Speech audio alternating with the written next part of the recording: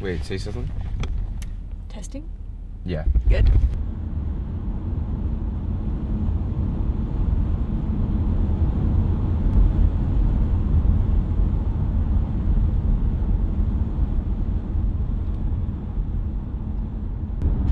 So the Mountain Valley Pipeline is over 300-mile long fracked gas pipeline that's routed to come through West Virginia and the southwest region of Virginia.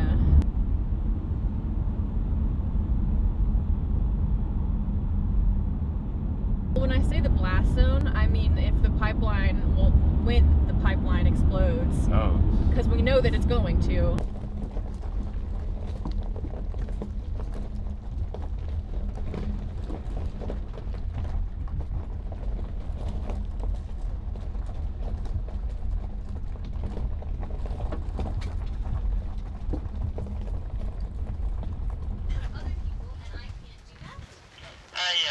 Quesadilla sounds great.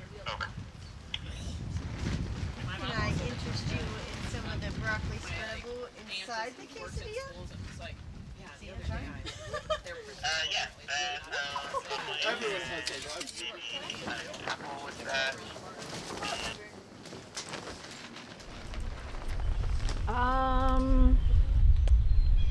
What do I guess I consider it pop culture if it's widely accessible and widely accessed. Okay. So it doesn't have to be commercial.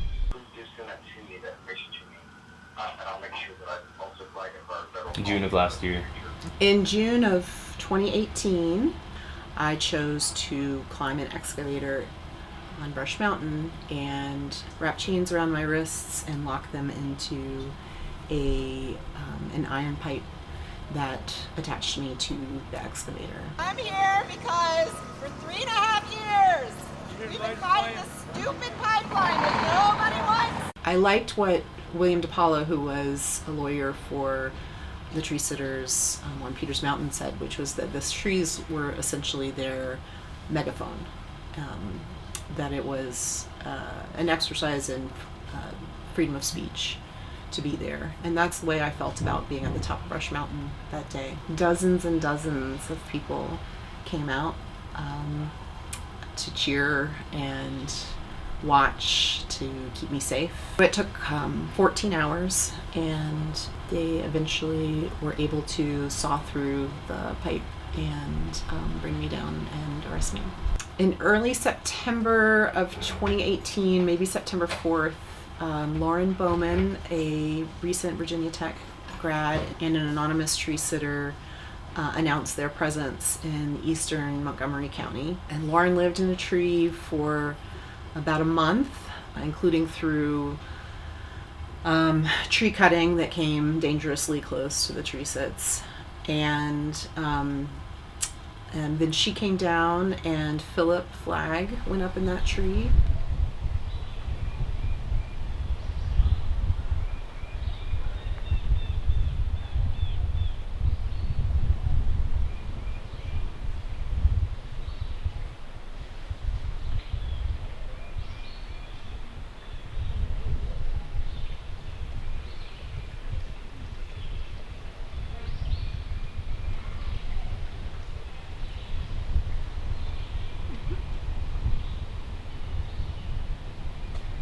What do you do to pass the time? Read mostly, and now I watch Star Trek as well.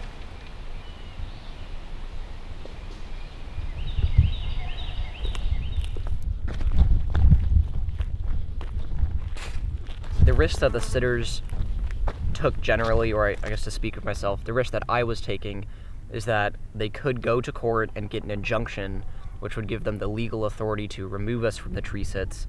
And they could do that a number of ways. They could have surrounded the trees and cut us off from being resupplied and just starve us out, wait for us to run out of food, and we'd come down on our own. Or they could deputize an arborist and send the arborist up the tree to physically arrest us and basically tie us down to a board and lower us down.